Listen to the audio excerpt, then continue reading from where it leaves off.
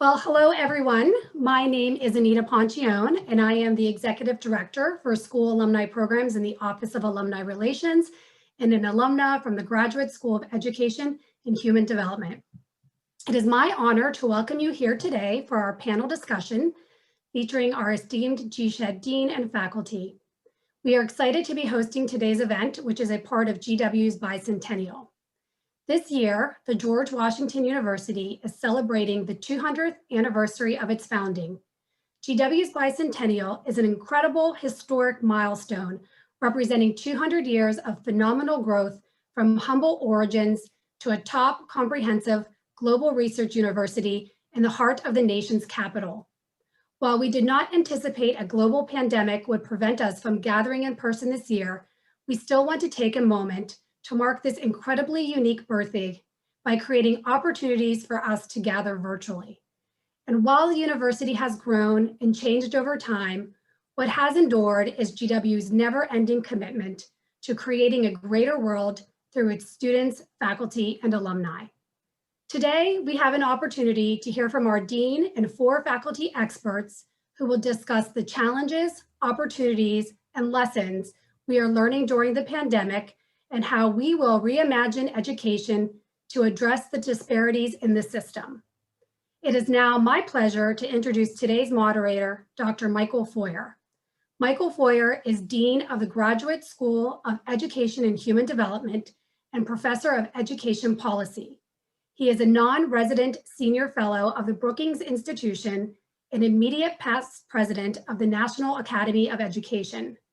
In the fall of 2014, President Obama appointed Dean Feuer as a member of the board of the directors of the National Board for Education Sciences. Prior to his joining GW, Dean Feuer held positions at the National Research Council of the National Academies and the U.S. Congress Office of Technology Assessment. It's my pleasure to introduce Dean Feuer. Well, thank you, Anita, and good afternoon, everyone, or depending on what time zone you're coming to us from, good morning or good evening. What a pleasure to be together. First of all, a big happy birthday to George Washington, the university, that is. What an amazing 200 years.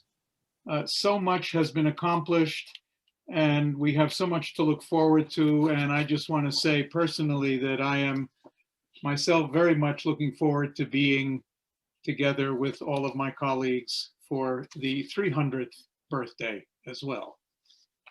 It's a pleasure today for me to have a chance to moderate a discussion among 4 of my most wonderful colleagues in the Graduate School of Education and Human Development. You will hear from each of them. We've decided to take on different angles as we look at this somewhat complicated question. And, you know, as educators, we are drawn to, shall we say, familiar metaphors and acronyms. And for the 3 R's that we typically associate with reading, writing, and arithmetic, we think that resilience, recovery, and reform are 3 words that in a way capture not just what's been going on in education, but more generally as we in the United States and around the world cope with the pandemic and what comes next. To move us into this discussion, I want to introduce our panelists, our speakers. Let me introduce them all quickly, and then I'm going to start with a question to our first panelist. Natalie Milman is Professor of Educational Technology Leadership. Her work focuses on instruction and models having to do with the integration of technology at all academic levels, student support issues, engagement, learning, and very importantly, issues of diversity, equity, and inclusion when we think about digital or virtual learning and learning more generally. Rebecca Thessin is Assistant Professor of Educational Administration. Her research is on areas of instructional leadership, professional learning, school and school district level improvement, and the preparation of leaders to work in the complex ecology of American education. Ben Jacobs is an associate research professor who spends his time split between preparing social studies teachers and Jewish educators for school and non-school settings. Ben is one of America's leading experts on the history of education and with particular emphasis on Jewish education agencies working on curriculum and pedagogy. And finally, Lionel Howard is Associate Professor of Educational Research, a developmental psychologist with interests covering broadly gender and racial identity development, motivation and achievement, and research methodology. Professor Howard has worked on many local and national research projects focused on Black child development and improving educational pathways and experiences for minority students. We're very much looking forward to this conversation. Let me thank you all, my wonderful GSEHD pals and colleagues, in advance for what I know is going to be a very stimulating 45 or 50 minutes that we have together this afternoon. Let me start with Natalie. Okay, Natalie, to paraphrase, I guess, I think it was Mark Twain or possibly someone like that, rumors of the stodginess and, shall we say, entrenched nature of American education may be a bit exaggerated. How have we adapted to this catastrophic pandemic? What a question. I think every single individual listening in who is either a student, an educator, a counselor, a policymaker, an international educator, a principal, a teacher, a student, a parent, you know what it's like to have experienced and seen transformation of education in ways that we never, ever imagined, ever. When we think of the magnitude of what occurred last spring and where we've been in this entire year, things that we never imagined were even possible in education. For example, the first and foremost, the idea that education primarily takes place in a classroom.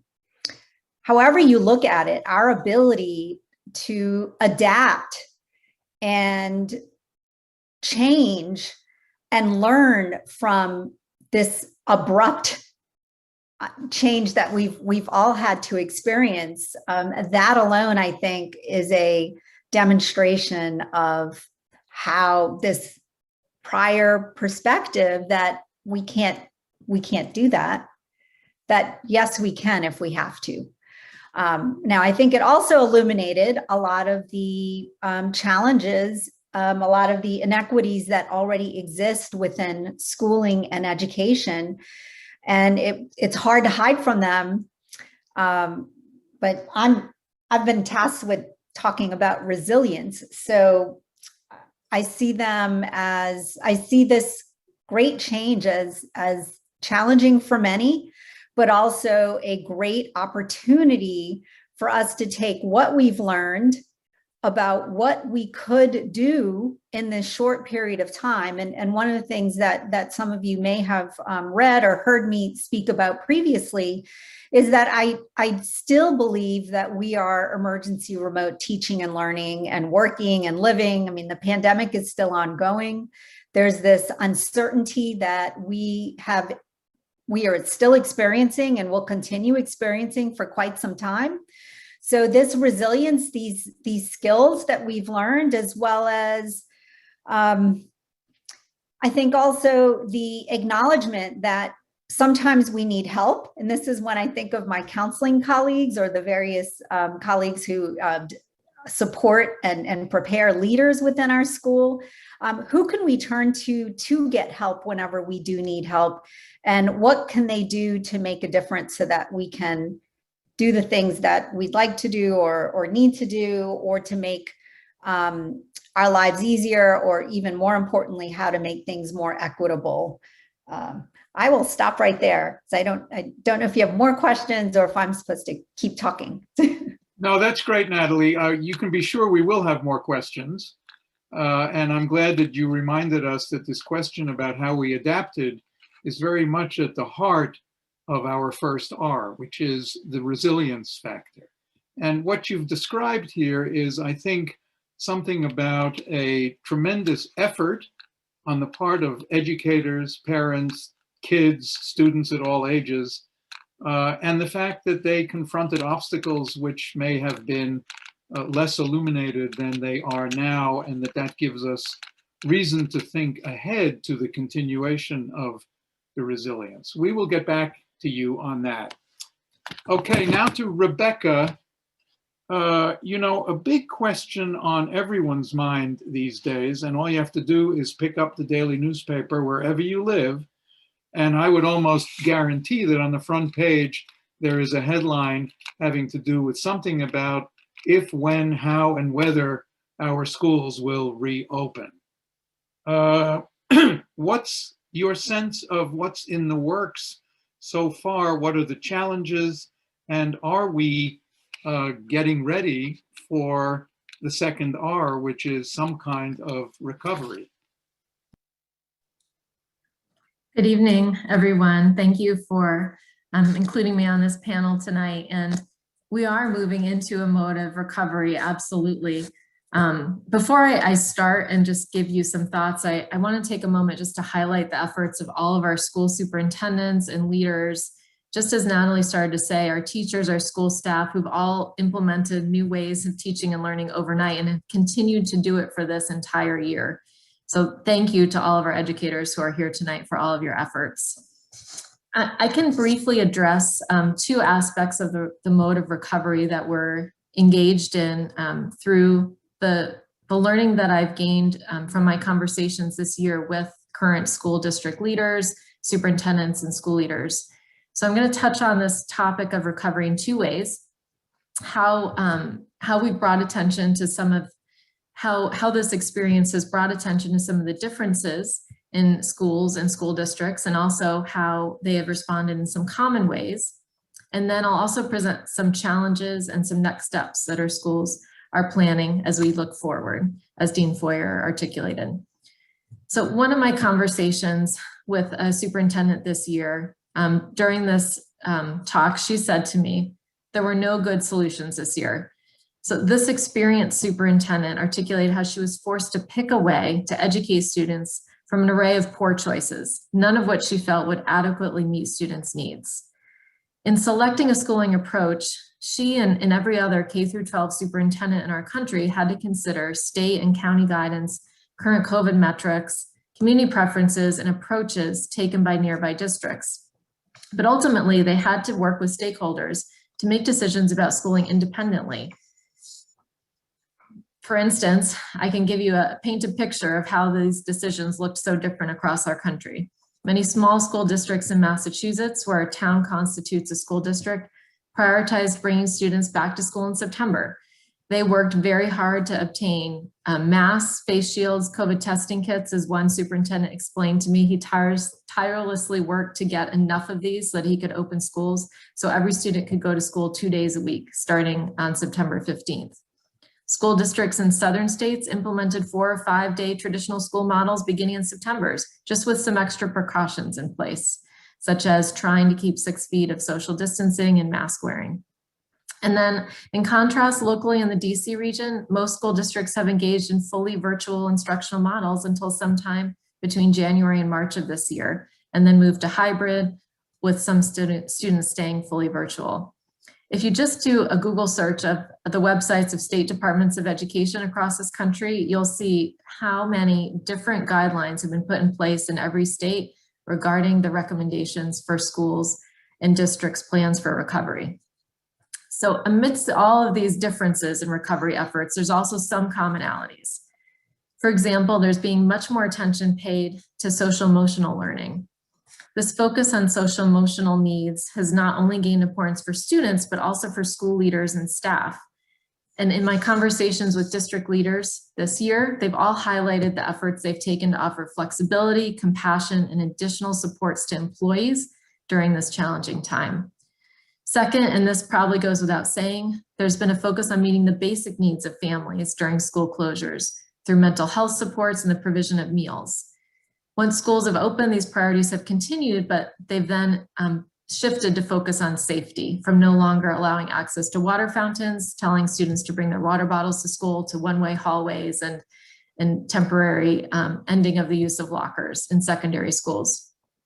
Third, schools and districts have really prioritized providing the greatest number of in-person instruction to their most vulnerable student populations. So I've seen across the country how students with special needs have been brought back to school first and generally have come back in person to those experiences before others. And as one creative approach, the Alexandria City Public Schools in Alexandria, Virginia established SEAL Mondays, which they just began a week or two ago, which are in-person learning days focused on providing social, emotional, and academic learning supports to students identified in need of additional interventions. So Mondays remaining a virtual day for other students, but those students with needs for additional support are coming back for an additional day. So as they plan for recovery, districts are starting to determine how can we also address issues of inequity that have widened even from this during this last year of the pandemic. So some challenges as they put in place these efforts. Two primary challenges are student learning loss, and also, and those are shown by student failure rates, and then also the social emotional needs of students and staff, which are not going to go away in the near future. The Ed Week Research Center conducted surveys every month over this past year of teachers, principals, and district leaders, and they found that declines in student engagement in school and student learning loss were the major challenges they faced. And in some districts in the Mid-Atlantic region, particularly in districts with low-income communities, 50% or more of secondary students failed their courses during the first semester. In these same districts, in many cases, elementary students didn't log in, almost a quarter of elementary students. So when we think about these student needs, we've also had to address staff concerns. How do district leaders balance needs of both students and staff who are all facing greater needs during the pandemic? As one example, today was the first day that Prince George's County opened schools to in-person learning since March 13th of 2020. They opened it just to elementary schools and to grade 12 students. Prince George's County is just outside of Washington, D.C. And yet still, despite this more than a year closure, yesterday staff demonstrated to protest the opening of schools because they said that not all staff were yet fully vaccinated. There's a fear among staff and faculty in many districts in returning to school. So how do we provide those additional supports, the counseling, and address the additional needs that have resulted from this pandemic? And next fall, when students return to school, many children won't have entered a school building for close to 18 months. There's many more incidences of trauma that have occurred over the last year, particularly experienced by students of color. And we've also seen, of course, the racial pandemic that has continued over this last year, and many of our students have faced trauma from processing those events on their own.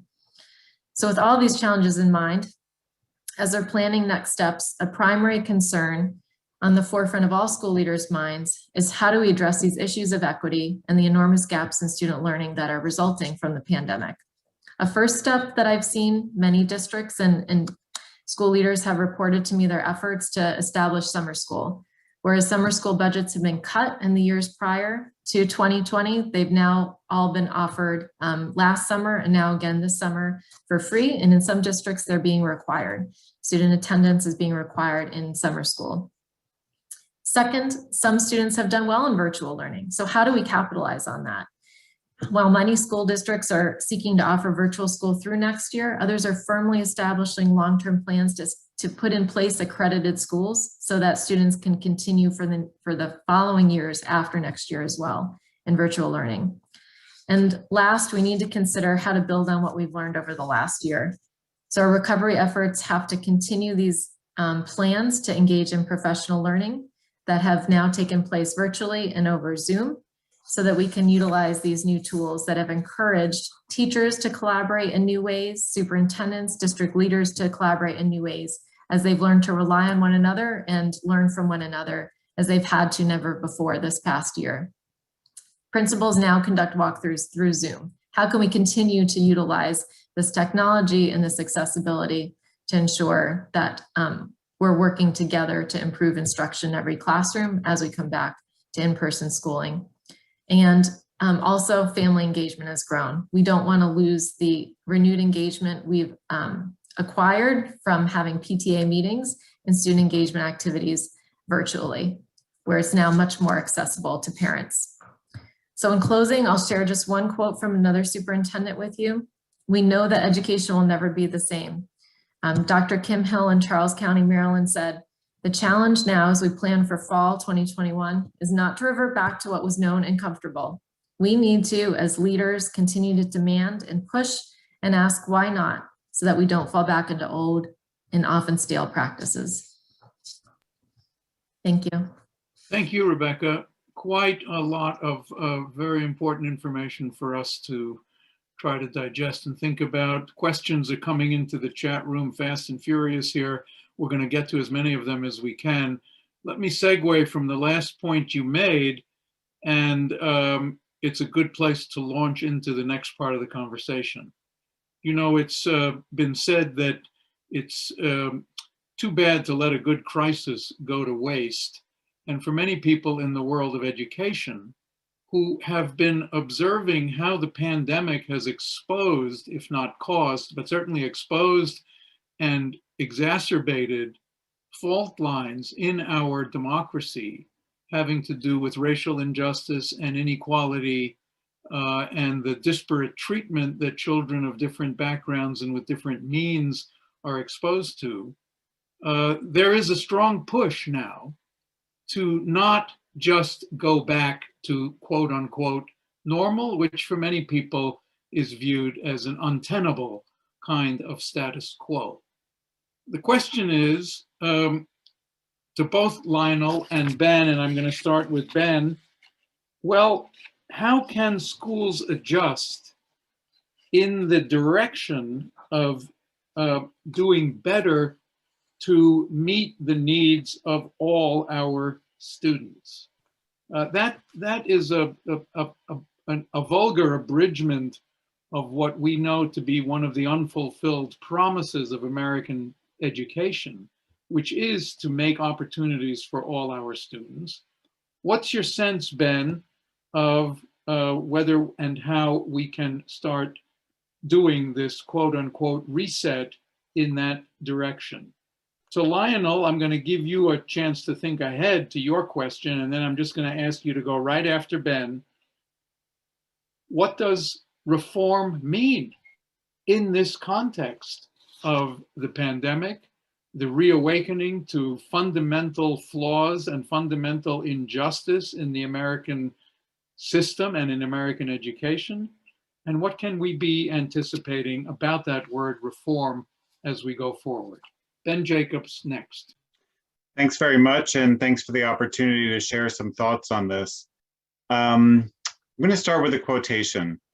"The weather turned, the days got shorter, we had scares because people came up positive. We lost our momentum. For months I couldn't find joy or laughter. I felt angry all the time. I worry a tremendous amount. The government and the hatred was hard to see and experience. The battery of my soul felt like it wasn't operating correctly." I open with this quotation because I think it captures, as well as anything else I've read or heard, and from the perspective of an average Joe on the street, quoted in the New York Times recently, the fact that we have been living through two pandemics simultaneously in 2020, 2021. One, a massive health crisis that has affected our bodies, hearts, and minds, literally sucking the breath out of far too many of our fellow human beings to measure or comprehend. And the other, a crisis for the soul of our nation that has sucked the spirit out of our public institutions and the larger institution of democracy that they ostensibly represent. My comments this evening will focus exclusively on the latter issue, the struggle to reformulate the soul of our nation.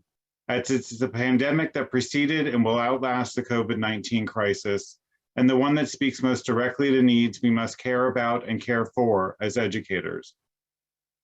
What I see today is a precipitous erosion of the prospect of democratic education in schools that reflects the larger erosion of democracy in society writ large. I say it's an erosion of the prospect of democratic education because I don't want to pretend that democratic education was ever the way things were in schools. There are far too many examples of that problem to heap up right now, but they range from massive disparities and discrimination in terms of justice, equity, diversity, and inclusion, to silencing of dialogue and discourse on controversial issues, and so much more.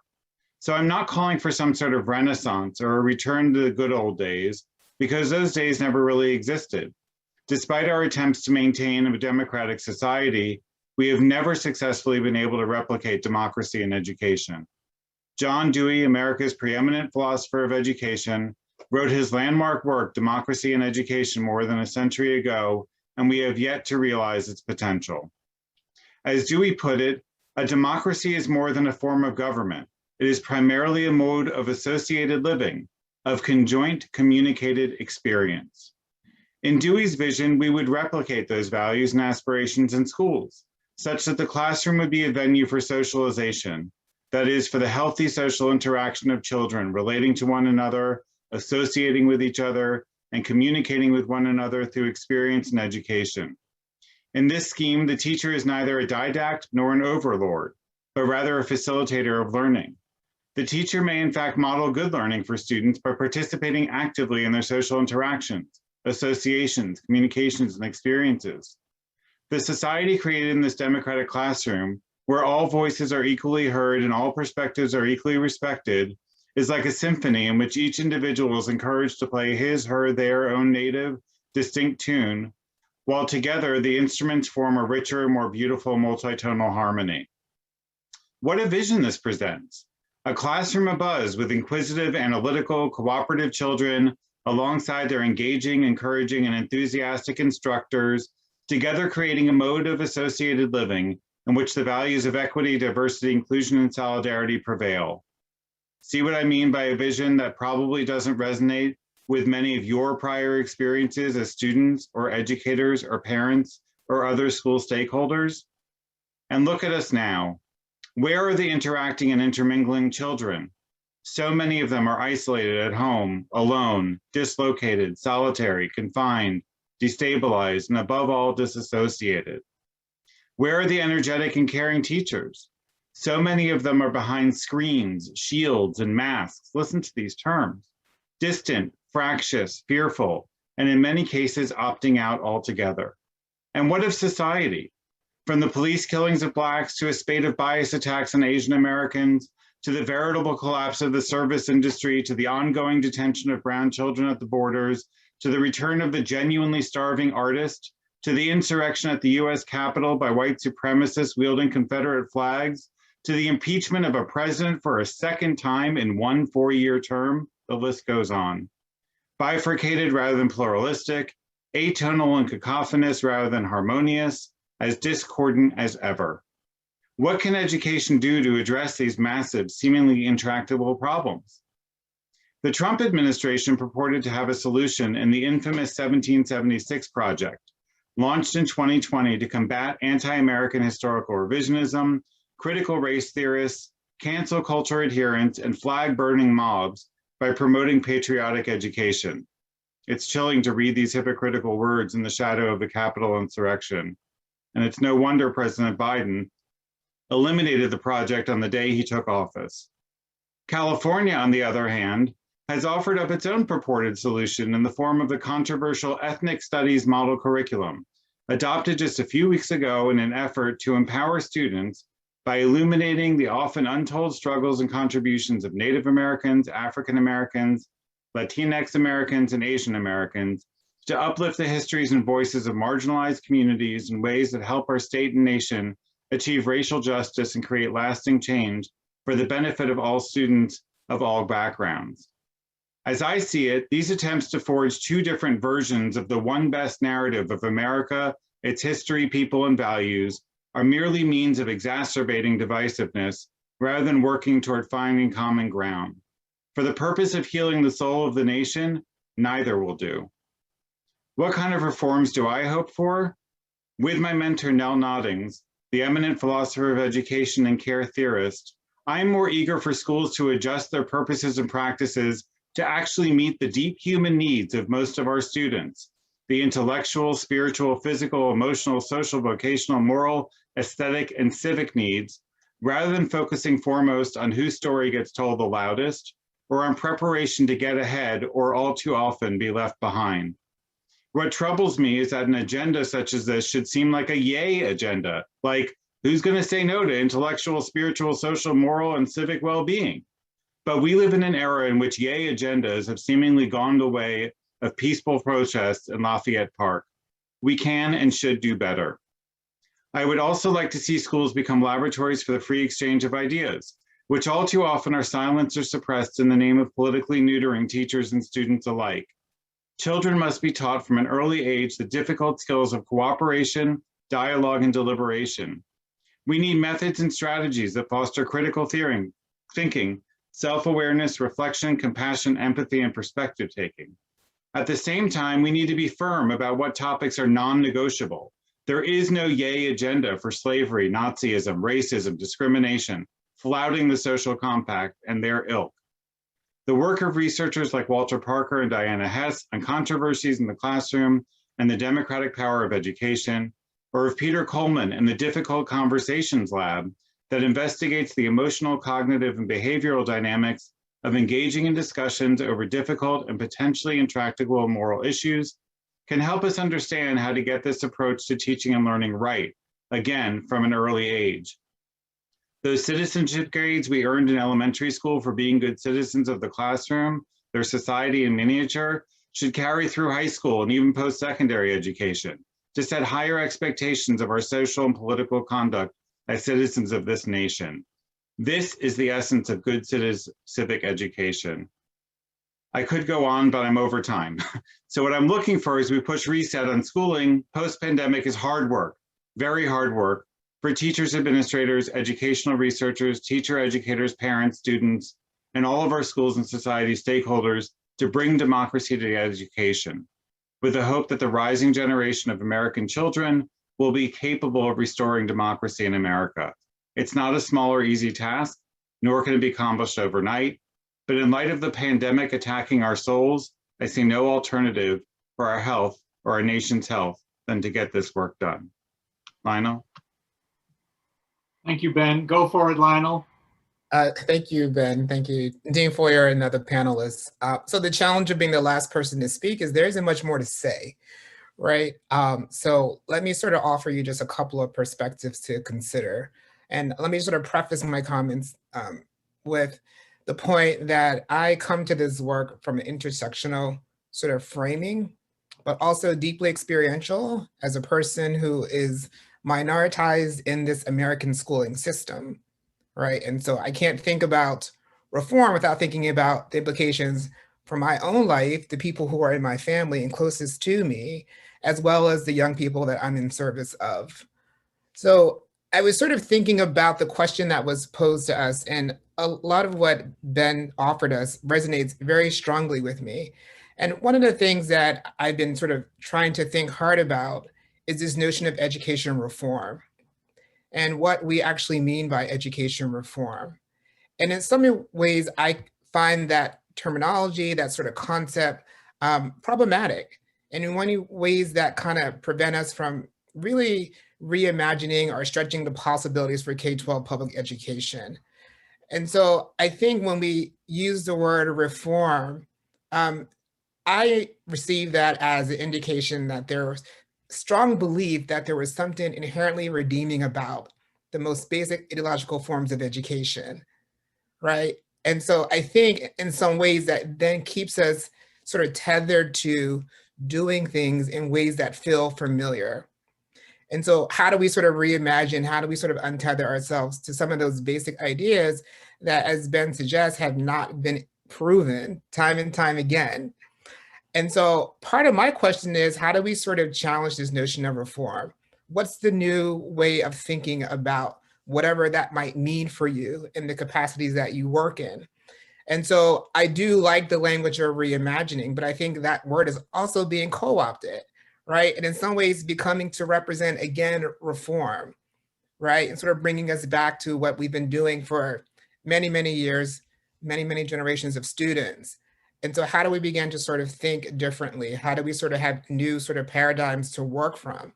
So part of my thinking is, how do we go about doing what I would call radical reimagination, right? And that radical reimagination might mean essentially starting from a new place and not building on existing structures that we know have not served us well, or our students, or the teachers, or the administrators, right? The people that we're supposed to be in service of. And I think that radical reimagination scares a lot of people because people have built careers on these ideas. People have sort of invested a lot of time, a lot of resources in these concepts. And that might mean that you have to relinquish that stronghold to those ideas and that work. So there's opportunity here for us to really sort of stretch ourselves in ways that may not be familiar, that we may not have a roadmap to how to go forward, but that each turn, each point requires deep thinking and consideration. The pandemic around COVID, and I would even say the long-standing, never-ending pandemic of racism, is quite powerful. And I'm often frustrated when people talk about sort of the long-standing issues of racism as if it just started with the COVID-19 pandemic. Our country has been dealing with this for decades, generations. And unfortunately, it took COVID-19 to again sort of put it into the national spotlight, along with just the state policing and violence against Black and brown bodies. And so how do we sort of learn from this moment? How do we build from other national events that have happened, like Hurricane Katrina in 2005? We saw the entire system of education crumble, and we've still not recovered. Here we are in 2021, and there's still major problems in that area and nationwide. So what can we learn from those moments? Who should we be inviting to the table to have the conversation? It's oftentimes the same voices. Ironically, I'm attending the Society for Research on Child Development's biennial meeting at the same time that this session is being held. And we've been talking a lot about privileging of particular perspectives. Whose voices get paid attention to? How do we sort of, as Ben suggests, offer a cacophony of voices and perspectives? The people who are working day to day in the communities, providing direct service, how do they sort of help us think about how we can do education? So there's opportunity here. So the challenge is, are we going to take advantage of it? Are we going to sort of miss the window of opportunity to do something different, to have a different outcome? And I personally have been struggling this year with thinking a lot about what's happening in our schools, but also in our society. I live in Prince George's County, as Dr. Thessin noted. By all metrics, PG County is one of the more wealthier counties in the US. So theoretically, we're supposed to have more resources. We still see great educational disparities within the county. We have the least number of healthcare providers and centers in the county. So there are a lot of other issues that connect to education and the work that we are doing. So in my mind, a radical reimagination really requires us to think about multi-systems interventions and prevention strategies. Education can't do it alone. There's housing fragility, there are food deserts prior to the pandemic. There's economic instability for many families of color and other folk. And so students are arriving in schools with all kinds of concerns that make it virtually impossible to be present in the learning experience. I've had the good fortune of working with a colleague who's at Stanford looking at the impact of racial stress and trauma on children and teachers' capacity to take on these issues in the classroom. And we've learned some interesting, but some expected refrains from the teachers we've spoken to. One, not feeling they have the tools to engage those concerns. And also the challenge of trying to take on these issues when you're faced with meeting curriculum mandates and testing. Our students don't arrive to campus without thinking about these issues. If you're a Black American or a person of color or a BIPOC person, you're thinking a lot about your safety, you're thinking about the stability of your communities, and that comes into the classroom. And so how do we sort of think about supporting the wellness of those teachers and those administrators and taking on this work? And then what are the institutional facilitators and barriers of taking up this work? Right? There's many opportunities to evoke change and to do something very different. So I would just offer that as we move forward, we begin to think about what are some new ways to sort of conceptualize the issues here? What are some frameworks we can distill from what we've seen happen in the past within the US and other countries? Natural disasters have happened worldwide. What can be learned? And then importantly, how do we sort of continue to be radically reimagining education while also not experimenting on certain groups of students? So how do we sort of hold that double-edged sword? And so there's a lot in front of us. And in my work as a developmental psychologist, I'm always thinking about what are the messages we're sending to our students, whether it's through our actions in the classroom, in the counseling space, on the board, and the PTA meetings. How does that sort of play out and how they make sense of their lives? And so I'm hopeful, but also very weary and nervous and believe we have a lot of work to do. So I'll end my comments there. Thank you so much, Lionel. It's a wonderful kind of valedictory to these comments from our GSEHD colleagues. Let me press on one issue here, which has come up in the chat, and I'm just curious. So, first of all, thank you for substituting for the word reform. Your preference would be at least another word that starts with R, so I don't have to get rid of the whole 3 R's thing. So we can think about reimagining. I kind of like that as a friendly amendment. As we do this reimagining, it's a long-term project. I think we would all agree with that. I think if we all agreed on some of the noble vision that you and Ben and actually Rebecca and Natalie have all articulated about an education system that is at once more democratic, that does attend more to the needs of individual children while trying to reduce the disparities that are based on race or income or other really external factors to teaching and learning. What would you say to someone who says, how will we know that we are making progress toward that vision? And more specifically, one of our attendees early in this asked about the problem of metrics. So you're all researchers, we are researchers, we believe in evidence, we try to the extent possible, measure whether it's using numerical statistics or whether it's using other forms of data.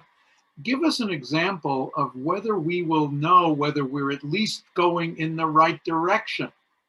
I'll start with Natalie because I want to get you to give me an example of where disparities in, let's say, the so-called digital divide. What would be an indicator that we are making some progress there? Then, Rebecca, I'm going to ask you, give me an example of a metric to suggest how school districts facing very different environmental, economic, social, health factors are moving in the direction that we're visualizing in this grand reimagination of our school system. Natalie, see what you can do with that. Yes. So very briefly, I would say that we have to broaden our understanding of digital equity and get beyond the notion of the digital divide of just being an access divide. I think one thing that the pandemic has certainly illuminated is there are a number of students who don't even have the equipment, but it's not just the equipment. Even in cities, there are internet deserts where students cannot access the internet. And then there are, we know teachers while they may have learned a great deal, we know it also takes a lot of time and effort and professional development for them to learn how to use technology effectively in teaching and learning, as well as meaningfully. So this idea of the digital divide, really thinking about digital equity and how can we get closer to digital equity for all? We have broadband challenges, not only in rural education, but in urban locations, as I mentioned. A lot of schools have gotten a lot of the technology, but just because you get the technology doesn't mean that students know how to use it well. This notion of emergency remote teaching and learning, which again, I do strongly believe we're still there. We may not be using technology in the most effective, efficient, or meaningful ways. There's been a lot of using technology to get through. And this is where, I think of what Lionel was saying about radical reimagining. The leaders and the people who are to do the radical reimagining, they are experiencing and also struggling with the pandemic themselves in differentiated ways.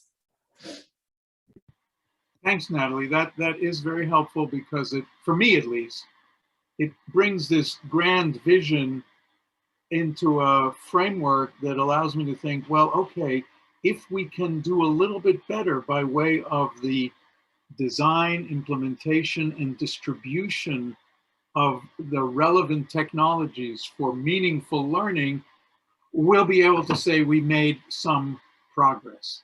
Rebecca, what's your sense of whether district leaders have a good sense of whether they know we're going in the right direction? What would be useful to them in the way of metrics? This is an interesting time because we're now going on a second year in many states where we won't have state testing data to be able to show whether students are making progress. And since NCLB, we've become very reliant on these annual sources of data to demonstrate improvement. Whereas many schools have started to broaden their thinking about what it means to show student improvement, we're now being forced to do that. So one thing that I would encourage, and I've seen some schools and districts start to do, is to look at student engagement in a new light. How do we begin to measure student engagement in learning? So prior to the pandemic, engagement was the students in the classroom, looking like they're paying attention, perhaps answering a question, chatting with a colleague, many different frameworks for engagement, and each individual who would try to observe for engagement in a class would have a different idea on what it looked like. We need to broaden beyond what classroom engagement looks like to think about how do we then assess engagement by students in learning in many different formats. So just thinking about, we have systems that have established synchronous virtual learning, but also asynchronous virtual learning. Those students who can set their own schedules, who want to learn and make up work and recover at different times in different zones. Those students who work best outside, those students who learn by applying, are given a task and then taught to go build it and then bring it back, or to put that portfolio together. So this pandemic is forcing us, I think, Dean Foyer, to really think about what does engagement in learning look like? What does success look like without having those state test scores? And now we have many different modes by which we need to develop some sort of measurement for that learning through. Lovely. And since you used the word engagement, oh yes, please, Lionel. I just want to add to what Dr. Thessin offered us. And I would even go a step further and say that we have to, in my mind, sort of reimagine the metrics, right? So what do we see as legitimate, right, forms of sort of metrics to determine progress? And so I think that there are a lot of young people who are navigating the pandemic in ways that we could not even imagine, right? And so they're exercising critical thinking, right? They're doing all the things that we want them to do in the application of knowledge, right? So how do we account for that learning, right? So when we talk about sort of the learning gap, the learning sort of delay of COVID, there are some kids who are actually having to sort of function in sort of high level ways just to persist, right? And so how do we account for that as well? And so I think we have to, again, just sort of, we can't fall back on some of the old ways of thinking about it. And I'll give a shameless plug for a colleague of mine, Dr. Maria Hanzapoulos, who's at Vassar, who just published an article that just came out on Teachers College Record. And it's a wonderful study looking at performance-based assessments. And the study was conducted in New York City, and it's with a consortium of schools, and I think the school was one of few that were exempt from the regents. And it has been a wonderful sort of opportunity for the students to demonstrate learning and development in ways that aren't always sort of measured in our sort of standard assessments. And that study, I think, has great potential to sort of help us rethink about how we do this work. Well, I'm personally and professionally very glad that we have mentioned the problem of assessment and testing and accountability. Just for people to know, this is another part of the big debate underway right now. Do we suspend the testing given all of the dire circumstances that our children and teachers and their parents and their educators have had to endure? Or do we insist on providing a continuing chronicle of the disparities in learning and the disparities in opportunity? Not an easy one to resolve. We're not going to resolve it tonight, but I'm glad that our participants and attendees here know that we're worried about this one too. But since, Rebecca, you mentioned the word engagement, I want to pull it back to another aspect of engagement. A very interesting question from someone who is a high school teacher who says that they have encountered hostility basically coming from parents and others in the community to the idea of engaging students in classrooms in conversations on difficult political issues. Ben mentioned Diana Hess and others who have worked on this notion of the democratic classroom. But that brings to my mind the following question. I want to ask Ben and maybe others to weigh in on this. Given that we have this somewhat open invitation to the community to weigh in on what goes on in classrooms. In this case, we have an example of a teacher who is trying to have an open conversation in a classroom on sensitive political issues and is essentially told, just teach the math, stick to your discipline. Don't get us wrapped up in all of this other political stuff. If we believe that part of democratic education is to listen to the constituencies that surround our schools, how do we reconcile those competing definitions of democracy in education? Do we tell those parents, butt out, because we know what's best for the kids? Or do we say, we're going to figure out how to do math and also to engage our kids in issues of the day in a way that is not viewed as hostile either to the parents or to others? Ben, you know what I'm getting at here. Help me untangle my own verbiage. Okay, well, in the 4 minutes remaining for that difficult question, but I also noticed that in the chat and was eager to respond. Let me start by saying that as a curriculum historian, I'm interested in how society reflects, how schools reflect the interests of society and vice versa. And I think one problematic assumption to begin with, not on behalf of the math teacher, but on behalf of others, is that, math is apolitical or science is apolitical, right?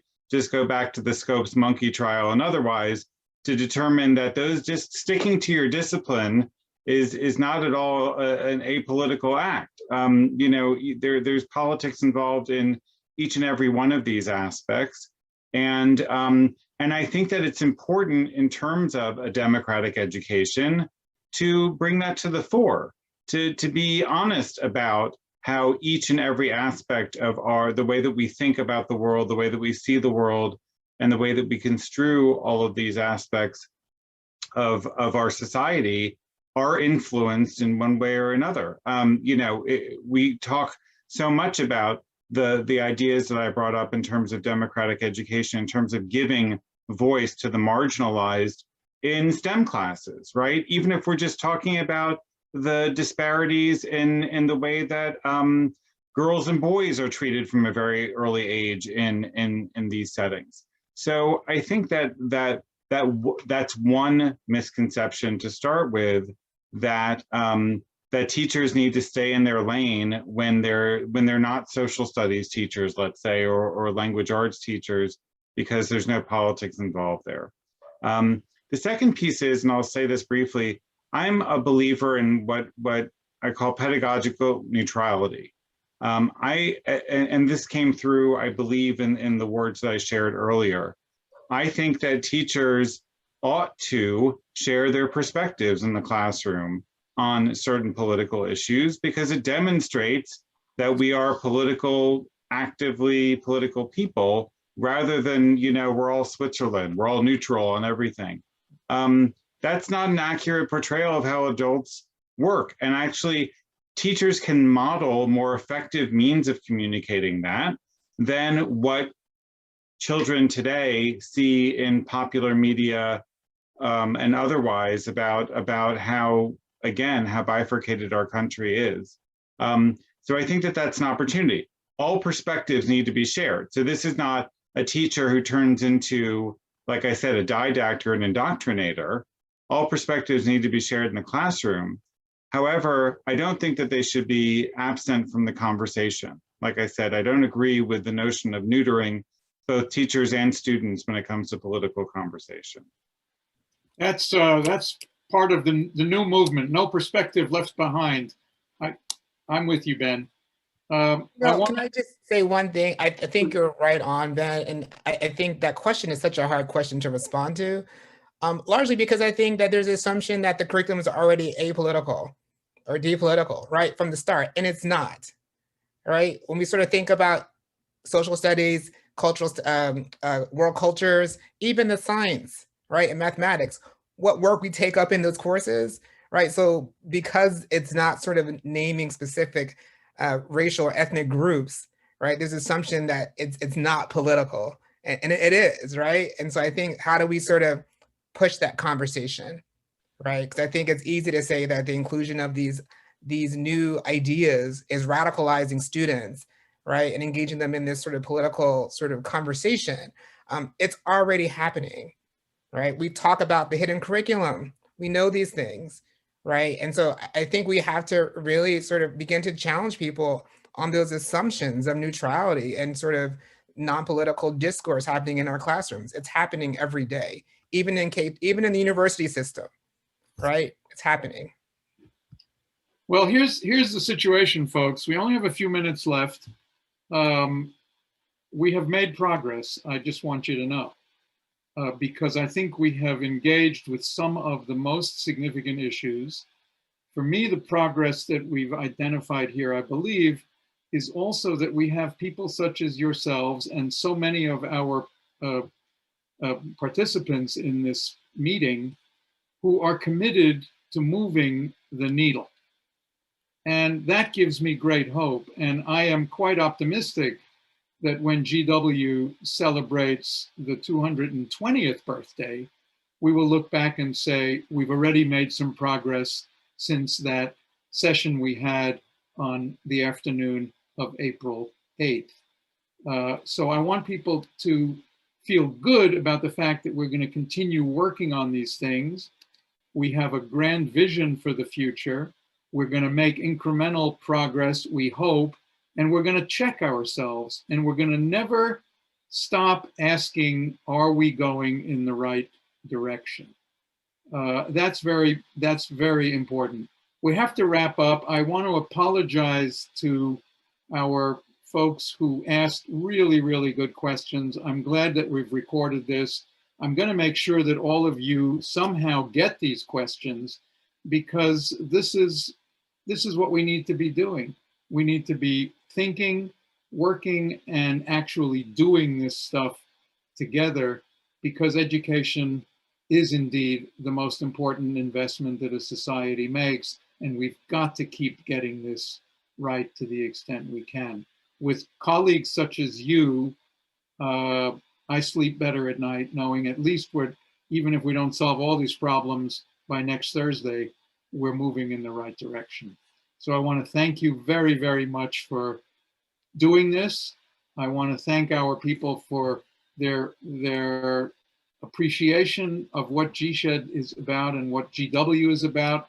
This is our mission. It is to make a difference on the kinds of issues that you have heard about today, and we will be in touch, I hope, to share notes on how well we are doing. I'll hand it back to Anita with great thanks for organizing this with us, and to all our colleagues at GW in alumni relations, in development, in the president's office. Our president is an avid supporter of thinking and reimagining education, and we're very lucky to all be together working on this. Anita. Thank you again to Dean Foyer and Professors Milman, Thessin, Jacobs, and Howard. We greatly appreciate everyone who was on the call today, but thank you to our panelists for sharing your experiences and insights with us and showcasing the strengths of the Graduate School of Education and Human Development. Before we officially close, I just want to share that we are hosting several bicentennial events over the next few weeks and months. So I hope you will take advantage of all that GW has to offer. You can check out all of the bicentennial events on our website, which is bicentennial.gwu.edu. Thank you so much to everyone, and thank you for joining us. Have a good evening.